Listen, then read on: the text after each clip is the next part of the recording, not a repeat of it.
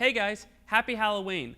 I'm sorry I couldn't get myself dressed up for the video, but hopefully this will have to suffice. Now then, who doesn't know about The Night Before Christmas?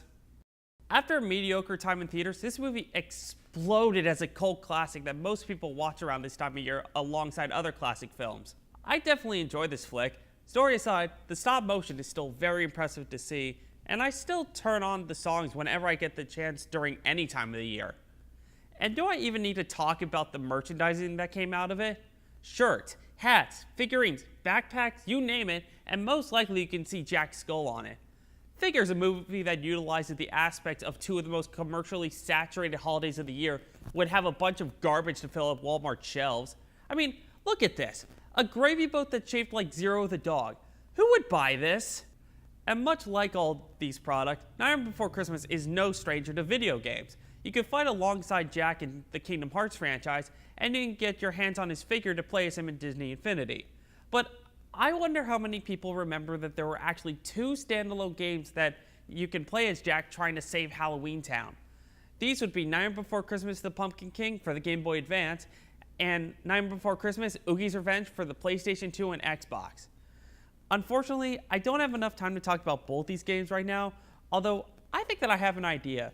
Because this movie is so unique where it can be enjoyed during both Christmas and Halloween, I thought that I'd review one of these games now and then save the other one for the end of December. And since I'm more familiar with it, and it honestly has nothing to do with Christmas, I'm going to start with Pumpkin King.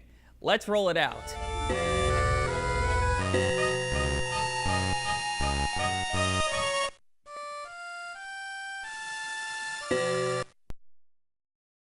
This game is set before the events of the movie.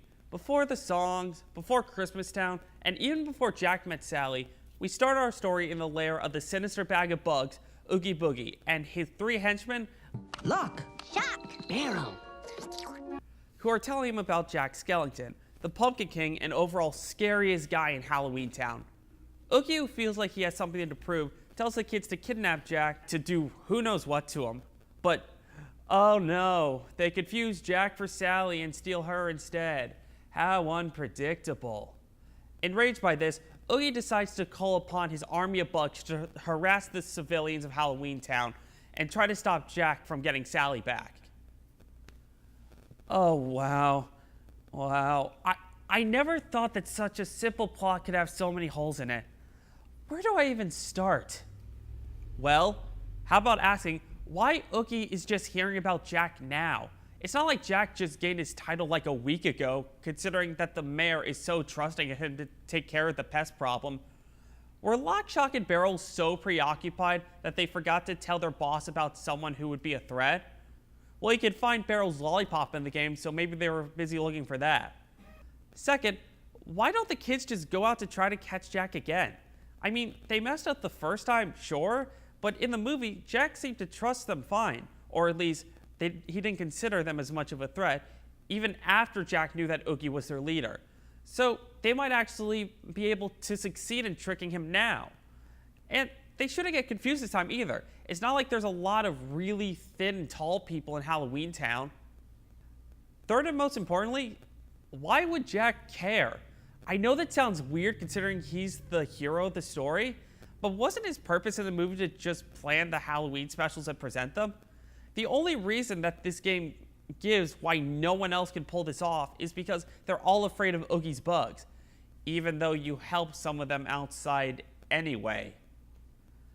It's not like Jack is motivated to save Sally because he cares for her either, because all of this happens before he met her, so I have no idea.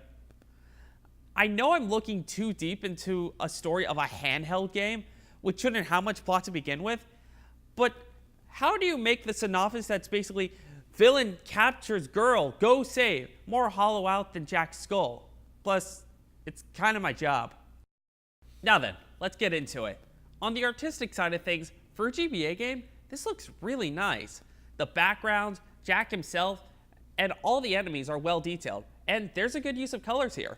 Having a blue outline on Jack is a good touch to make him pop out as well.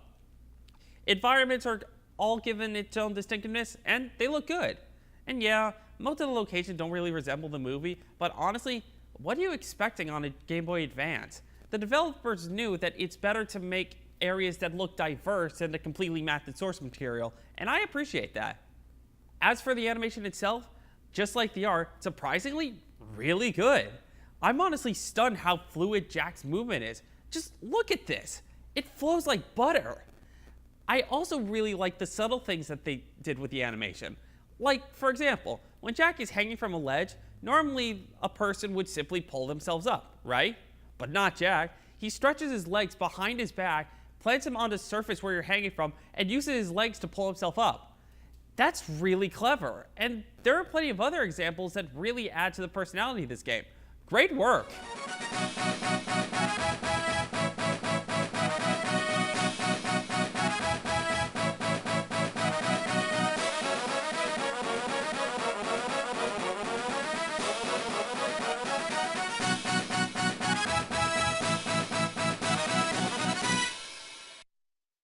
Thankfully, Jack doesn't just look nice, he plays that way too.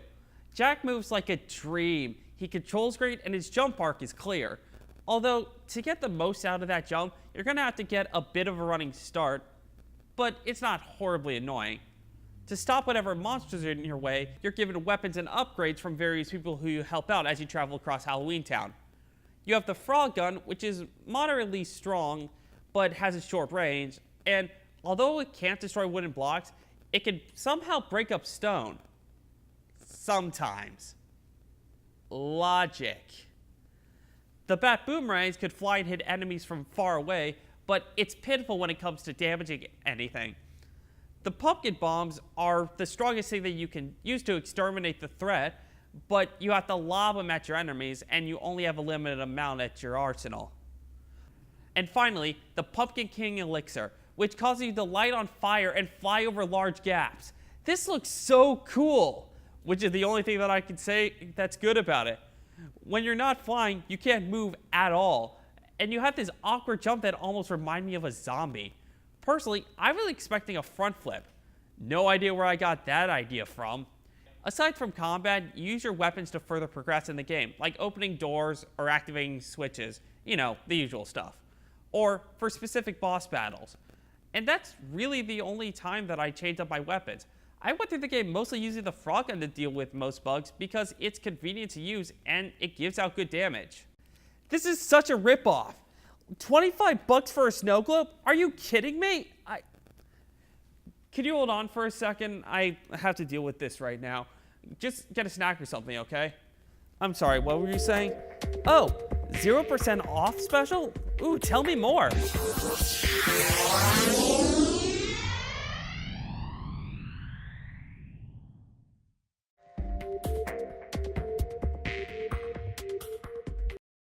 Okay, I'll take 3 pest dispensers, 15 scarves, or 22 toilet seat covers, and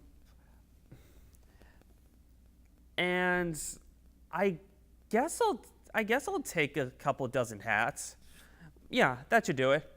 What was that? Oh yeah, of course I want the gravy bow. Thanks. Okay, bye. Now then, let's talk boss battles. A bit of backstory.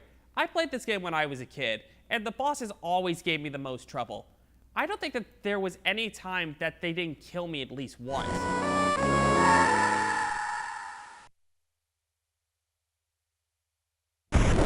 So imagine my surprise when I learned that mostly every boss in this game can be beaten by coming up close to them, taking their hits, and just shooting them until they die.